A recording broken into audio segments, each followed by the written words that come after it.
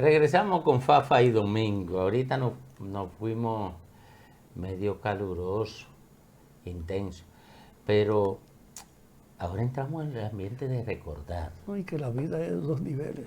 Sí. La queja y la sonrisa, dice, son las dos mejores muestras de lo que es la vida. Sí, un hombre que amó la vida y que luchó por ella, José Francisco Peña Gómez.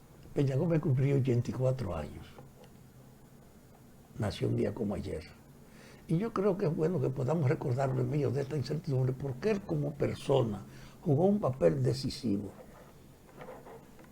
A veces los partidos crean una corriente que cualquiera puede interpretarlo, pero otras veces los dirigentes son los que introducen la ideología y el comportamiento para que todos lo sigan. Peña Gómez encarnó esa inmensa responsabilidad. Primero, él siempre entendió la política como un servicio, no como un negocio. Exacto. Ese es asumir la renuncia frente a poder servir. Y entonces, desde ese punto de vista de que él fue un hombre que nadie le puede echar en cara una práctica borrosa o una actitud de incertidumbre, él probó que veía la política como un servicio. No hizo un negocio, no se asoció, no los encubrió, los denunciaba. Entonces, desde ese punto de vista, él era una novedad en una política marcada por la globalización total de la corrupción como ejercicio. Yo he dicho que desde Pedro Santana hasta Trujillo fue todo un proceso de la supremacía de lo conservador y del uso personal de los que mandaban. Y Trujillo perfeccionó eso. Lo llevó a un grado extraordinario de hacerse dueño del país y hasta de las mujeres. Pero muerto Trujillo, aquí no hubo un espacio para sacar de abajo la herencia de esa participación histórica del conservadurismo y del autoritarismo en el poder. Y entonces trajeron a Balaguer, que lo fortaleció y lo adecuó. Lo adecuó. Peña Gómez surge en ese proceso. Y surgió en ese proceso no de decomposición, sino de adecuación de las prácticas de la corrupción. En ese proceso surgió. Y él encarnó entonces la aspiración de los de abajo, de los más humildes, de los que tenían alguna noción de la dignidad. Peña Gómez fue un símbolo del decoro y la dignidad política en este país tan profundamente corrompido en el ejercicio de esa práctica. Y una muestra es, él no desempeñó más que un cargo accidental de administrador de una ciudad, síndico. Le bloquearon hasta para ser candidato a la presidencia, por racismo y por hostilidad, por todas las cosas juntas. Él fue una víctima, pero tiene en la herencia la virtud de que uno puede apegarse a él con orgullo y con satisfacción, sabiendo que él nunca participó ni en la tortura, ni en la degradación de la política, ni en el robo, que no se enriqueció, que siempre predicó la transparencia. Y en cierta medida él era una esperanza de que este país tenía que cambiar. Mira, entró ahí un contenido. Vamos a ver si lo tenemos todavía. No, parece que no. Mira, déjame decirte una cosa, Fafa. Juan Bosch y Peña Gómez se adelantaron a su época. Y te lo presento de esta manera. Juan Bosch intentó instaurar la democracia en República Dominicana cuando todavía no estaban maduras las fuerzas que la sostenían. Por eso a Juan Bosch le dan un golpe de Estado y lo sacan. Luego viene Balaguer, que dirige la transición democrática. O sea, Balaguer entra destrozando la tolerancia política y generando muertes y prisiones. Esa transición entre la dictadura absoluta y la dictadura moderada. Balaguer entra a dirigir el tránsito hacia la democracia. Luego viene el PRD. Sí, el mismo PRD que intentó instalar la democracia con Juan Bosch a la cabeza en el 63. Viene y sucede a Balaguer, después de que Balaguer conduce el tránsito a la democracia. El mismo tránsito que condujo Franco en España y que terminó con la democracia de Felipe González, que era una expresión del Partido Comunista Español y se convirtió en socialdemócrata para poderle dar continuidad a ese tránsito a la democracia. Que Franco comenzó como un absolutista que terminó dándole paso a la democracia. Ah, bueno, ahí tenemos a Peña Gómez. Ahí tenemos a Peña Gómez. Entonces, Peña Gómez, que era un discípulo de Juan Bosch, que se peleó con su maestro, siguió militando en la intención de instalar la democracia en República Dominicana. Juan Bosch quizá ahí desenfocó porque él fue la víctima del golpe que se le dio a la intención, al ensayo democrático. Y entonces quizá Juan Bosch estaba muy anclado en el pensamiento democrático que se había construido en Latinoamérica con Haya de la Torre, y con Rómulo Betancourt y con esa gente de su época. No tuvo respuesta al golpe de Estado, pero Peña Gómez siguió militando, construyó nuevos aliados, porque en Estados Unidos comenzaba a modificarse la alianza del poder norteamericano con los regímenes autoritarios latinoamericanos, que eso comenzó en los años 70, a principios y mediados del 70, por eso el PRD llega al gobierno en el 78 como una institución propiciadora y estimuladora de la democracia.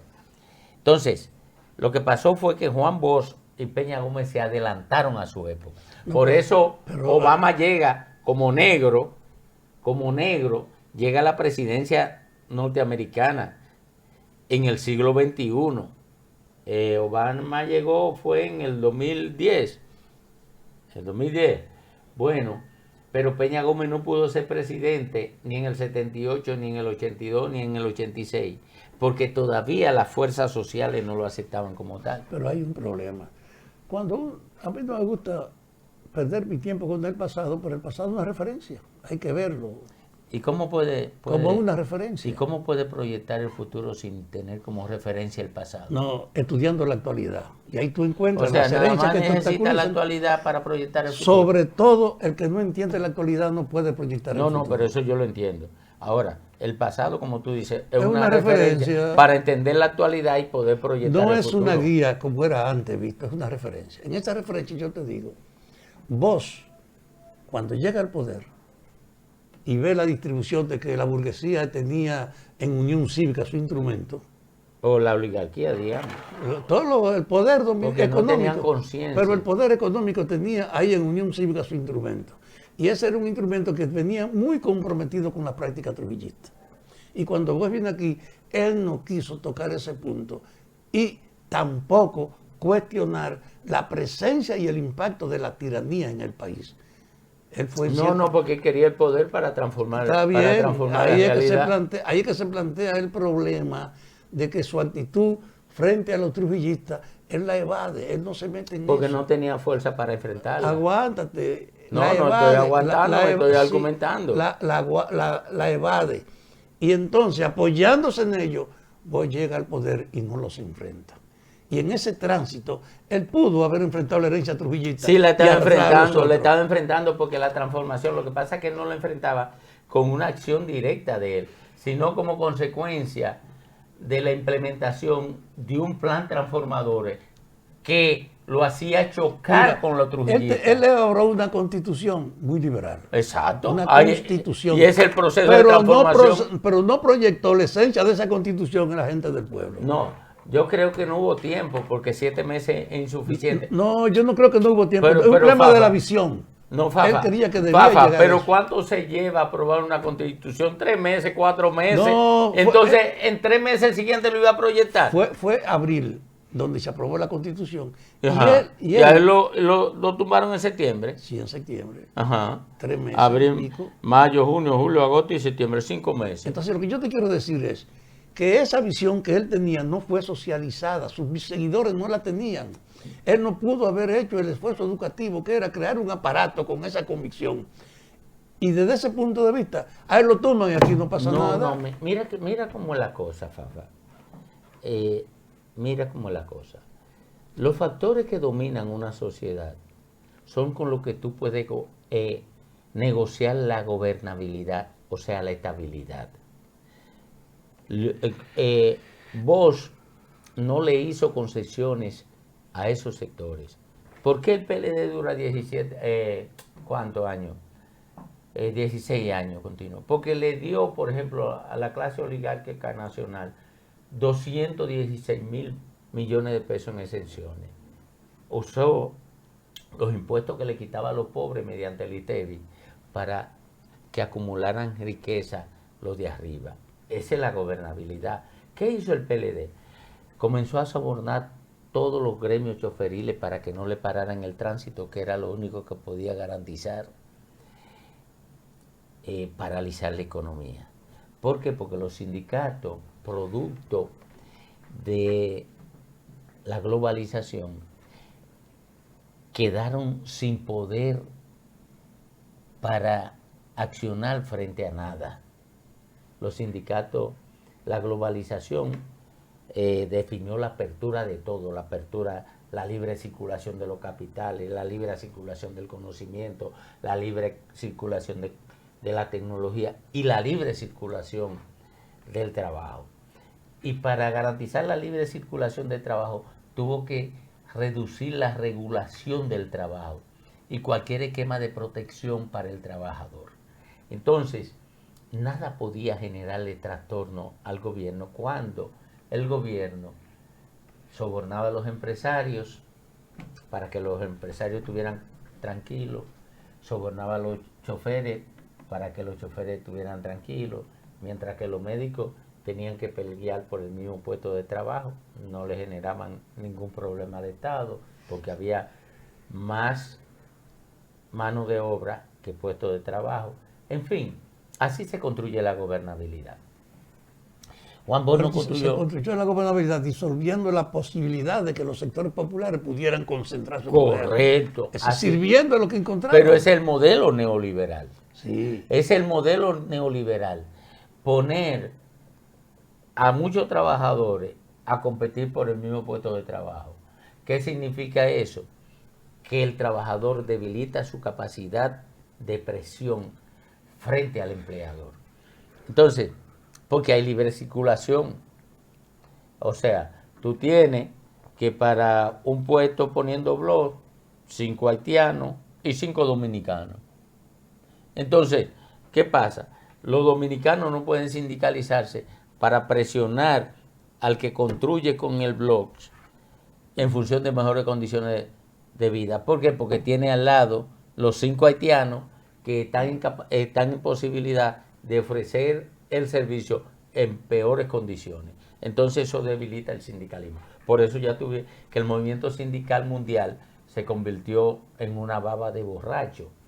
Entonces, en el caso de Juan Bosch, ¿qué fue lo que ocurrió? Bueno, Juan Bosch se fue por la instauración de la democracia sin negociar con los factores de poder. ¿Y qué hicieron los factores de poder? Bueno, cooptaron a los militares, cooptaron a los comerciantes y el pobre Juan Bosch no tuvo más que irse y dejar el poder. Un golpe de Estado incluso sin muertos. Los muertos vinieron después en el 65. Tú lo sabes más que yo porque tú fuiste. No, en la guerrilla también, cuando Manolo. Bueno, con Manolo es verdad, tienes razón. Pero fue un bolsoncito de 2 o 3 muertos.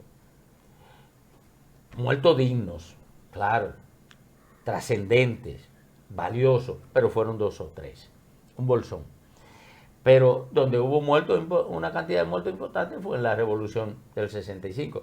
Entonces, Juan Bosch no negoció la estabilidad, prefirió caer con su proyecto de instalación de la democracia. Peña Gómez la negoció y por eso no lo mataron. Negoció y resignó su derecho legítimo a dirigir el país, porque era legítimo, a dirigir el país. Le dio paso a Guzmán, le dio paso a Jorge Blanco y hasta Masluta. Pero resignó su legítimo derecho, porque él era el sucesor democrático de Juan Bosch. y había sido el que había luchado por las libertades democráticas, aparejado igual o como sucesor de Juan Bosch también. Lo resignó, negoció la estabilidad Peña Gómez, renunciando a sus aspiraciones. Por eso yo admiro tanto a Peña Gómez. Es más, en el 1994, cuando ganó las elecciones y se las robó Joaquín Balaguer, él, igual que lo hizo Juan Bosch en el 90, renunció a someter al país a un baño de sangre y renunció también paralelamente a su legítimo derecho a ocupar la presidencia de la República por voluntad popular. Entonces, ¿qué es lo que te quiero decir? Mira, es que ni Peña Gómez ni Juan Bosch tenían el sustento social y económico para dirigir un proyecto de transformación democrática, que lo pudo dirigir Guzmán y en alguna medida consolidarlo Jorge Blanco, porque a ellos, oye, ya sí en ese momento había sustento en la clase social dominante como para entender el proceso, la necesidad del proceso de apertura democrática. Y por eso el gobierno de Estados Unidos, que apoyaba incondicionalmente a Balaguer, terminó apoyando a Guzmán y al PRD. Y algunos satélites que ya estaban montados en un pensamiento socialdemócrata como Venezuela, también apoyaron eso. ¿Por qué? Porque ya el hemisferio americano comenzaba a dar signos de que las fuerzas económicamente dominantes entendían que la democracia creaba el mejor ambiente político para el desarrollo económico de la nación. Domingo, por eso yo insisto, tú y yo estamos hablando aquí, refiriéndonos al pasado. La gente quiere decir, ¿y ahora la actualidad cuál es? Y yo le digo a la gente, tenemos una posibilidad, en condiciones que nunca antes habíamos tenido de lograr el cambio. Antes eran ilusiones. Tú das una versión de qué lo impidió.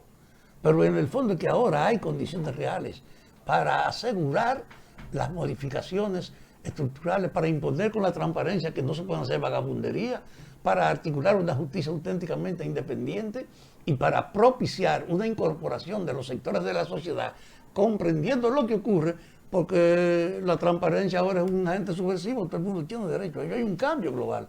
¿Cómo? Todo lo que tú dices, bien, ahora nosotros tenemos una situación diferente que nos permite pensar que sí tenemos las condiciones ahora para comenzar a abordar la superación de estos problemas.